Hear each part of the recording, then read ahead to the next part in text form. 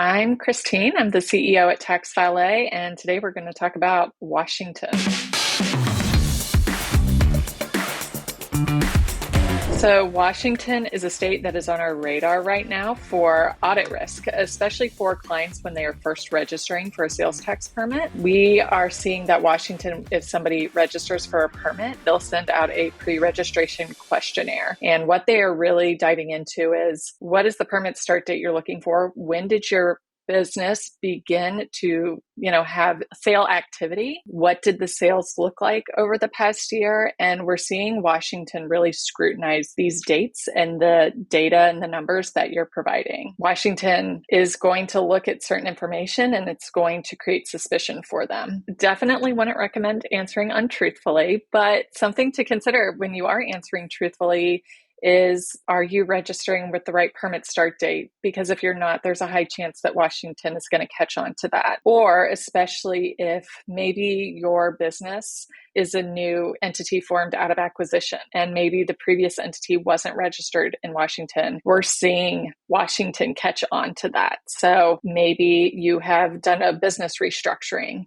or your business was just purchased and the prior entity wasn't registered. You might choose a certain start date and have significant sales in the current year. And maybe your business just started. They're going to kind of tie that together. They're going to see, okay, you're saying you just created this entity and you've already got 5 million in sales. Well, what happened prior to this? And as they start going down that rabbit hole, that's how they're going to realize, okay, well, there was an entity before this. Where's that entity registered? When did they register for Washington? What was the name under? And if they weren't, that's going to create issues for not just your entity, but the prior one. They're really just trying to find that sales tax liability that's due to the state and hasn't been paid. So for instance, if you just went through a restructuring or you just purchased the business, depending on that sale type, Washington can see the exposure in the tax that's now due on the previous entity.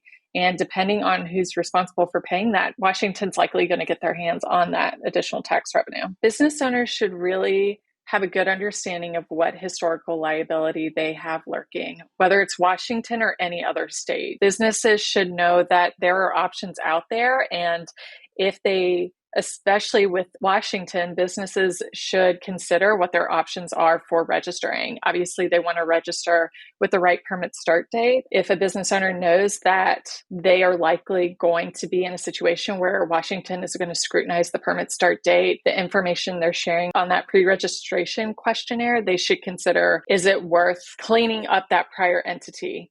Or is it worth entering a VDA to reduce the penalties involved? Because Washington is scrutinizing this information so closely, they're really questioning it. They're reaching out to the businesses, asking for more details, more data. Businesses should go into it, especially with Washington, but really any other state where they hold high liabilities, and consider how they're addressing it and how they're getting their permits with the states, and be on the lookout that something like this can happen. This is not just happening with businesses that are first registering for permits with Washington. We are also seeing that Washington is reaching out to businesses who have never registered with Washington and asking them to fill out this questionnaire to determine if they have nexus in the state and need to be registered and when. So this is definitely not unique to Washington. We are seeing a number of states pop up with more audits. California, always a state to be on the lookout for. Washington and Illinois are three that we are definitely seeing. And